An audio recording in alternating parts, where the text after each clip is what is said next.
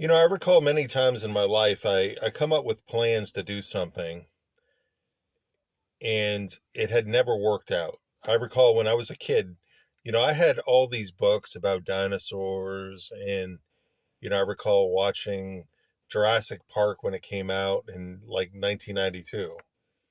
And when I was a kid, I wanted to be an archaeologist. I wanted to find these dinosaur bones because that was an interest. I knew about a good many dinosaurs. I knew whether they were herbivores or carnivores and stuff like that. There was such a great interest in wanting to do that. And then I think about the movie Mr. Deeds, where, you know, Deeds was saying we make a compromise and then another compromise, and soon we're doing something that we never even thought we would be doing.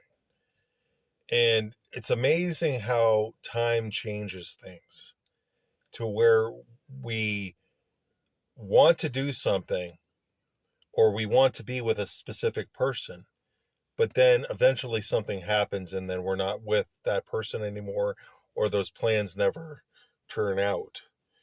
And so I think we do that in the world before we know Jesus. I mean, we come up with plans in order to take care of something, what we want to do, where we want to go, and then somehow it's like the path moves and we're no longer on that original path that we wanted to follow.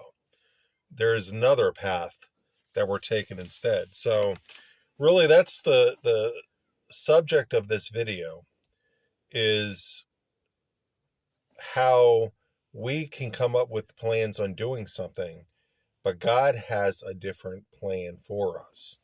And so that's the title of this video, Unless the Lord Builds the House. And that's from Psalm 127, verse 1. And that's the King James Version says, "Except the Lord build the house, they labor in vain that build it. Except the Lord keep the city, the watchman waketh but in vain." And, I got to thinking about that. And what come to mind was, when God said to Moses that he wasn't going to get with them. He wasn't going to be with them anymore because of their sin and their disobedience. And the Moses said to God, he said, if you're, and this is the message, if your presence doesn't take the lead here, call this off. Call this off now. How else will it be known that you're with me in this, with me in your people?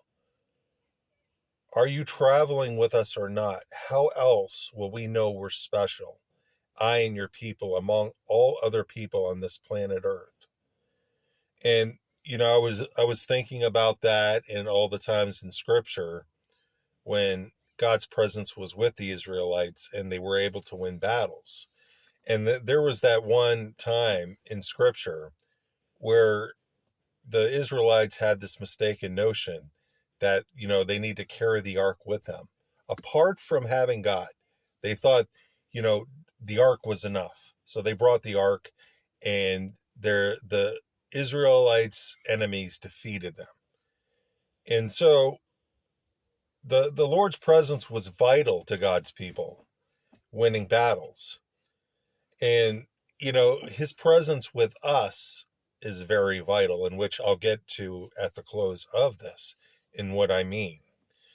Now, this is something I was really thinking about when I was younger, and how so many Christians can make up plans about what they want to do, or they'll come up with a plan on the top of their head, apart from seeking God and what He wants.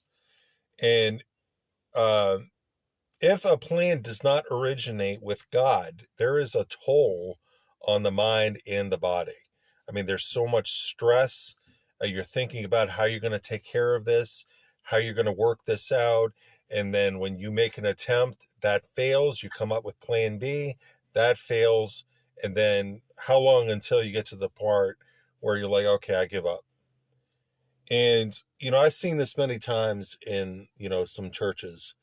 There was one church that I attended where, they wanted to come up with a church building, and as far as I know, instead of seeking God about it, they come up with a plan, and instead of relying on God and his provision, they rely on people. And so each person had to come up with, what's that word for it? Where they had to more or less give an oath about how much they would give per month. And if you didn't live up to that, well, you're dealing with that broken oath. And so, that didn't seem right with me. I think about that now. It's like you're depending on man. You're not depending on God. If you're depending on God, then if it was originated from God and the people are with you and you see the Lord as your source and your provider, then God, you will give whatever God puts on your heart. Because if God, uses whatever amount that you have, then he can always replenish it. That's what he does. He's Jehovah Jireh.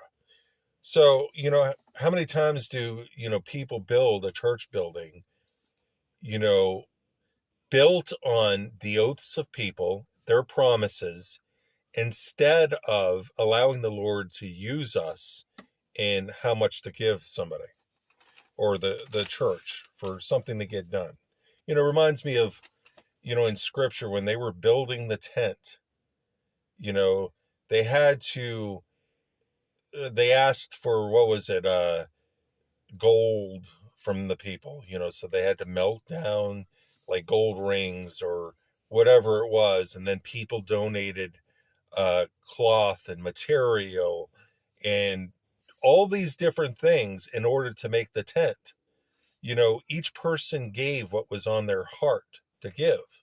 And that's the way it should be, with these churches. And this is not the topic of the video, the churches doing that kind of stuff. I'm just giving an example. So, if each person individually sought God and what he wanted them to give, then they wouldn't be hard pressed. God would replenish back what they have used up. So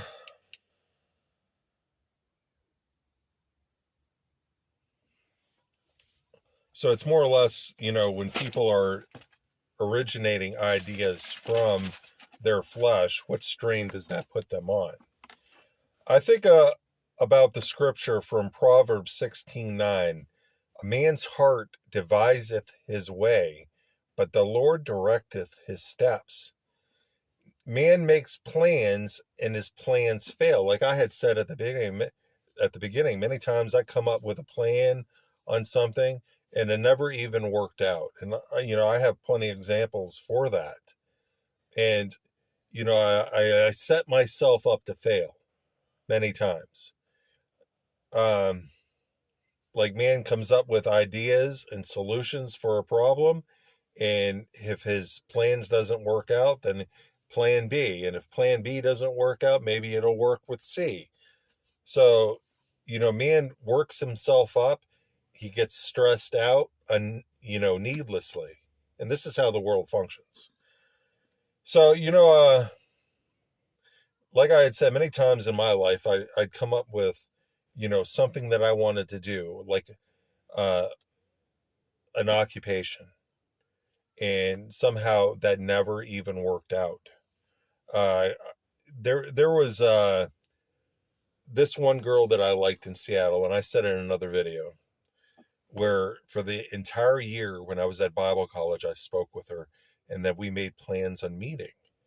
And I think what really hurt from that was for that entire year, I committed myself to her. I had plans that I wanted to do with her. Us being together finally after, speaking on the phone or exchanges in email or exchanges through that voicemail, and when that didn't work out, I was heartbroken. And, there was another instance too. When I was at a business college, there was a girl that I liked, and, as hard as I tried to make her mine. It just never worked out because she had other plans. She was hoping to get, with her former boyfriend. And so you could see how the Lord directs the steps. I was a Christian, yeah, but I could see how God directed my steps. With the girl in Seattle, that never worked out. It wasn't God's will.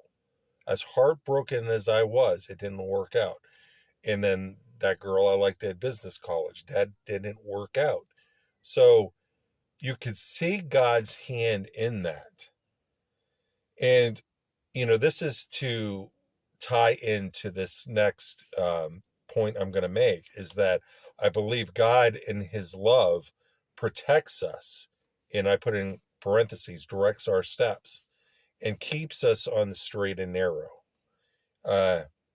He brings reminders to us to bring us back to him and his will. So with those failed relationships, God was able to direct me to his will eventually. If he would have allowed, me to get with those girls, it would have probably taken me off the path that he had for me. So he had to bring me to his will directly by, moving my steps, moving the path that I had previously planned on being on. Now, God's way, apart from crowded thinking, that is the next point. This is more or less how it really should be to keep us from being disappointed, to keep us from being stressed out. When we can get to that place, and I had emphasized this in many videos, when we can get to that place to where we can hear God on our own and we allow him to direct our steps, we do that by saying, Lord, what do you want of me? Where do you want me to go? What do you want me to do? And then, that's how I heard him. When I gave the driver's wheel to him, when I gave my will to him, I said, Lord, you be the one to direct me now. I'm not going to do it anymore because all my attempts in the past have failed. So he directed me. He gave me hope when I didn't have one. He put it in me to write the books that I wrote. I didn't plan on being an author. When I was a kid, I wanted to be an archaeologist, but God had other plans. He put a gifting in me to write, to be expressive. I wondered why, even at business college, why I had such a passion to write. And he put that very thing in my heart, to be an author. And so he brought those giftings out. And so, like I said, I didn't plan on being an author. It was what God wanted for me. And so he had led me to write the books that I had wrote. And it was for his purposes. So like I said, why not get to that place to where we're hearing God for ourselves and letting him direct us? Allowing him to take the wheel in your life, stopping you from making your own decisions, from making your own choices that could be faulty and apart from him, to allowing him to direct you. In doing that, you will keep yourself from disappointment. He gives you promises and plans and then fulfills them. And the last point I want to make is that when God gives you plans, he truly is the one that builds the house. And I had said at the beginning is that man and his plans comes to ruin. How many times did people plan something in this world and it never worked out? How many people had business ventures that they were planning on and that didn't work out? How many people labor in vain? They come up with an idea for a church building and that never works out because it wasn't God's will.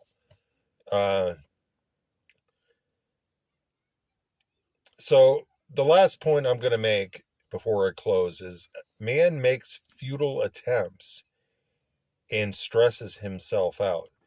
Man, how many times did I do that in my own life where, I came up with a plan and, I get myself all worked up.